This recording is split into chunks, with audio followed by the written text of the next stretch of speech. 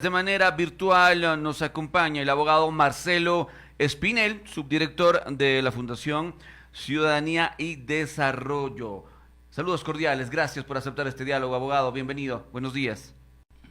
Muchas gracias a ustedes por la invitación. Muy buenos días. Un cordial saludo a toda la audiencia. Muchísimas gracias. Es importante analizar este concurso para fiscal general y por supuesto dentro de aquello se habla de que se han ocultado expedientes de algunos postulantes al concurso a fiscal general y por supuesto esto implica riesgos. Sobre aquello, ¿qué podemos mencionar, abogado? Tenga la bondad. Bueno, creo que es importante empezar diciendo que hemos conformado una comisión cívica de seguimiento al concurso del fiscal desde el año pasado. Esta comisión cívica está integrada por varias universidades del país, organizaciones de la sociedad civil y gremios. Y en ese sentido, lo que hemos hecho desde el inicio del concurso es una suerte de concurso paralelo. Es decir, que hemos replicado cada una de las fases y procesos a cargo del Consejo de Participación Ciudadana y Control Social para poder identificar posibles irrespetos al reglamento del concurso, así como también a la ley que rige al Consejo de Participación Ciudadana. Lamentablemente no podemos decir que este es un concurso transparente, no podemos decir que este es un concurso que ha seguido de manera clara y objetiva las reglas que deben pues regir a la designación de fiscal en el país, sino todo lo contrario. Es un concurso claramente opaco, es un concurso que deja entrever malos manejos y que lamentablemente se vuelve uno de los procesos de designación que nuevamente ponen en duda la credibilidad y la legitimidad del Consejo de Participación Ciudadana. 7:08. Vamos hasta la capital. Tenga la bondad, doctor. Muchísimas gracias, compañeros. Es importante revisar qué pasa con los concursos, diferenciándolos, quizás haciendo similitudes, el concurso del fiscal, el concurso de los consejeros del Consejo Nacional Electoral, la renovación de algunas instituciones en general ha sido bastante lenta, muchas frenadas, paralizadas por acciones de protección. ¿Qué decir de aquello? Responde a la voluntad política de los vocales del Consejo de Participación Ciudadana y Control Social, o de pronto no existe una administración, una hoja de ruta, de pronto un trabajo transparente quizá de quienes están atrás de los concursos. ¿Cómo mira usted aquello? Buen día. Bueno, yo creo que hay que verlo desde dos matices. Este proceso de designación no es algo simple, es un proceso de designación que no está 100% a cargo de los consejeros de participación ciudadana y control social, sino que hay que recordar que se constituye una comisión ciudadana de selección. Y esta comisión ciudadana de selección está integrada pues por 5 representantes de la ciudadanía y 5 representantes de distintas funciones del Estado. Y ya desde la integración de la Comisión Ciudadana de Selección se había advertido que al menos el 70% de los integrantes no cumplían con los requisitos. Por un lado, se veía a individuos que no contaban con la certificación suficiente que requiere el reglamento para integrar la Comisión Ciudadana de Selección, como tener conocimientos en temas de transparencia o participación ciudadana, pues también los otros 5 representantes de las funciones del Estado, pues tampoco cumplían con estos requisitos. Recuerdo el caso, por ejemplo, del delegado de la función electoral, que en este caso tiene una formación como comunicador, era el fotógrafo de la expresidenta del CNE, Diana Tamaint, Ujú. eligiendo un fiscal. Actualmente esta Comisión Ciudadana de Selección, conformada de manera incompleta, es quien tiene a su cargo el proceso de designación de fiscal.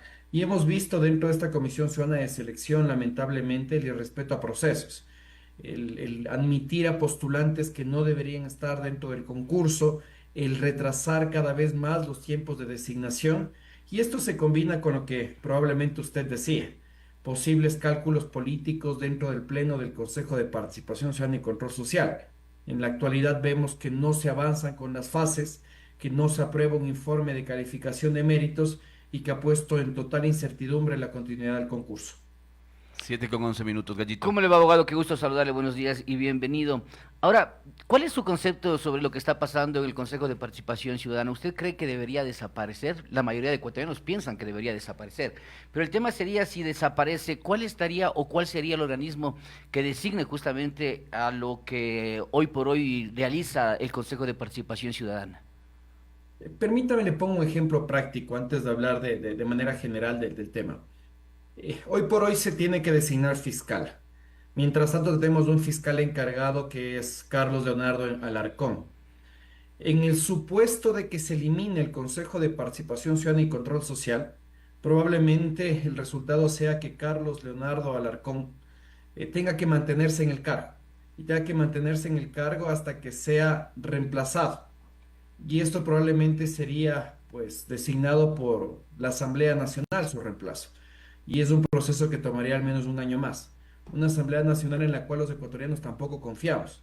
Una Asamblea Nacional que probablemente está hoy por hoy controlada por el actual gobierno. Y quedaría como resultado que la autoridad designada pues tampoco sea independiente, sino que responda precisamente a los designios del gobierno.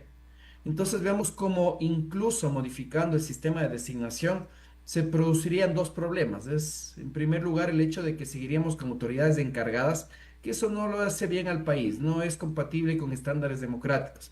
Las autoridades encargadas son mucho más permeables a la corrupción y a la creación de sistemas clientelares. Y la otra, sin duda, es que tendríamos una autoridad que carecería de independencia. Entonces, creo que es importante darnos cuenta que más allá del mecanismo de designación de una autoridad de control, o en este caso de una autoridad del sector justicia, el problema es que no tenemos entidades independientes, que no tenemos un verdadero sistema de pesos y contrapesos dentro de nuestra democracia, y eso hace que las autoridades de control, las autoridades del sector justicia, pues lamentablemente terminan respondiendo al poder del turno. 7:13. Para este concurso también se ha alertado que 13 de 20 miembros de la Comisión Ciudadana de Selección no cumplen con los requisitos básicos del reglamento, ¿no? Y por supuesto, la pregunta es cómo se permite que el proceso avance con una comisión cuestionada. Hay algo dentro del reglamento que se llama la preclusión de fases. La designación de la Comisión Ciudadana de Selección ocurrió el año pasado, alrededor del mes de septiembre, si mal no recuerdo. Y esto ya fue aprobado por el Consejo de Participación Ciudadana y Control Social, autoridades judiciales que analizaron ciertas acciones de protección presentadas por algunos postulantes, pues también dieron paso al proceso, porque la reglamentación es imperfecta. Por ejemplo, para ser parte de la Comisión Ciudadana de Selección, lo que se requiere es tener un título en derecho y tener, pues, formación o conocimientos en temas de transparencia, participación ciudadana o control social.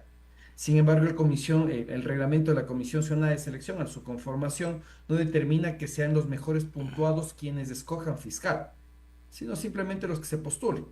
Y ahí yo creo que, sí, haciendo un poco de abogado del diablo, el Consejo de Participación Ciudadana y Control Social tiene que escoger de lo que hay.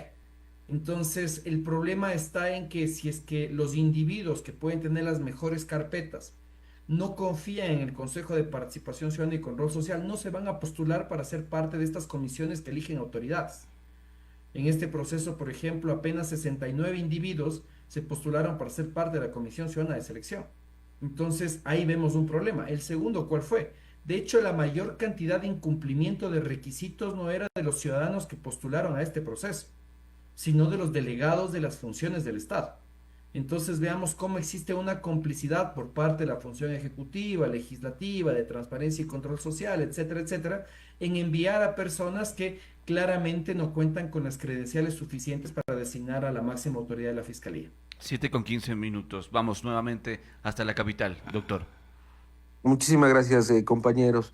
Sí, es importante también manifestar cómo usted analiza el avance del proceso en cuanto a la calificación de méritos. Sabemos que muchos de los postulantes ya tienen un porcentaje, un número, una calificación. Para muchos falta esta calificación en cuanto a los méritos que tiene. No está bien hecha, han dicho muchos de ellos, José de la Gasca, uno de ellos, que además impugnó. En fin, ¿cómo mira usted esta parte del proceso en donde refiere precisamente a revisar la experiencia, a revisar la trayectoria, a revisar el espacio académico de cada uno de los postulantes? Bueno, dentro de esta comisión cívica a la que represento, nosotros, como les comentaba, hicimos un proceso réplica, ¿no? Entonces también calificamos las carpetas de los postulantes siguiendo la misma rúbrica, siguiendo las mismas valoraciones que determina el reglamento de selección de fiscal. Y en el 90% de los postulantes calificados, de los 28 que fueron calificados, realmente la coincidencia entre lo que califica la Comisión Ciudadana de Selección y lo que calificamos nosotros fue bastante evidente. La diferencia era mínima, un punto y medio. Sin embargo, hay un caso que sí llama la atención y que lo hemos expresado pues, de manera oportuna y de manera fuerte, y es el caso del actual fiscal encargado Carlos Alarcón. Su carpeta, de acuerdo a la calificación que nosotros hemos otorgado, es de 40 puntos sobre 50. Sin embargo, el Consejo de Participación Ciudadana pretende otorgarle 46 puntos y medio sobre 50.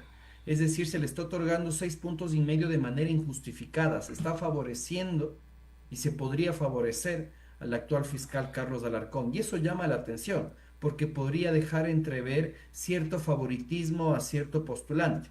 Y en la misma línea, usted hacía referencia al postulante José de la Gasca, poniendo uno de los ejemplos tal vez de alguien que es conocido por la ciudadanía.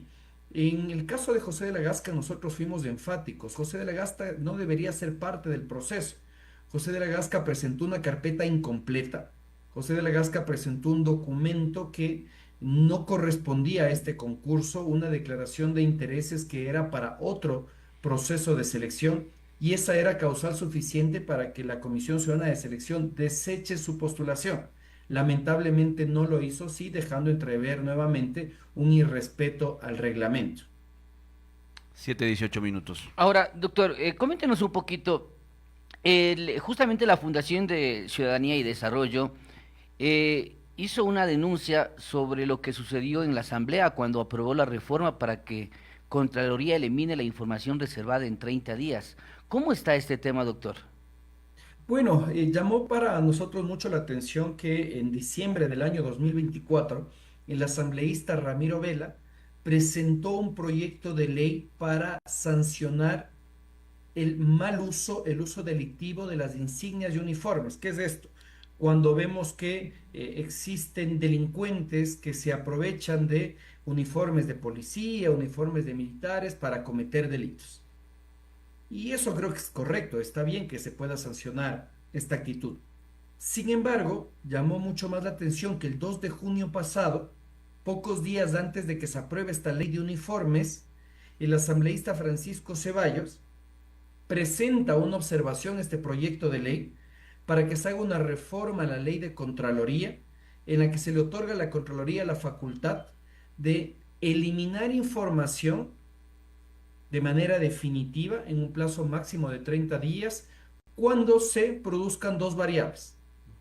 En primer lugar, que esta información previamente haya sido catalogada como confidencial, como secreta, como reservada, y que al mismo tiempo la Contraloría haya identificado que ya no existe motivos para continuar una investigación porque considera que no hay responsabilidades.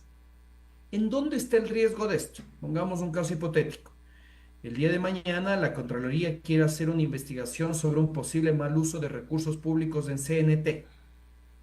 Y el momento en el cual van a empezar la investigación considera que por el tipo de información que se está utilizando, para ellos es información confidencial o reservada.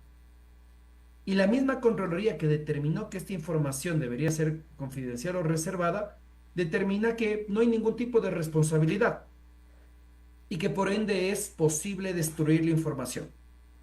De esta manera se está eliminando cualquier posibilidad de que el periodismo de investigación, de que el mismo grupo de ciudadanos, activistas que luchan contra la corrupción, o incluso los asambleístas a través de sus facultades de fiscalización puedan analizar si es que la Contraloría actuó bien o actuó mal.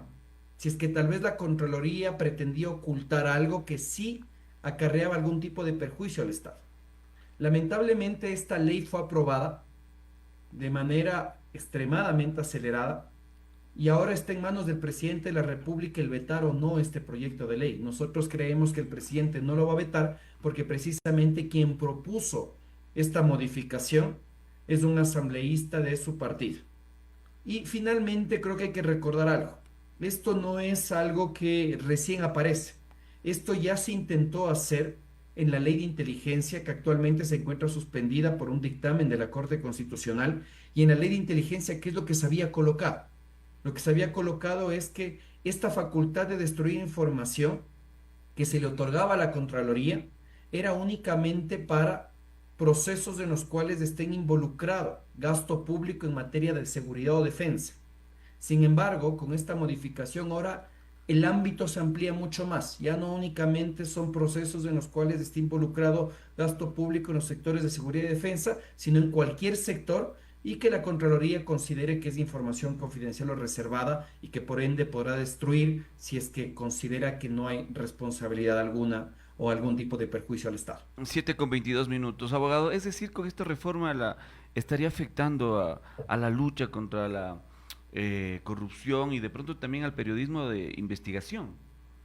Sin duda que sí, lo que se hace es quitar posibilidad alguna de que se haga una investigación sobre si la Contraloría está realmente haciendo bien su trabajo o simplemente está ocultando posibles perjuicios al Estado.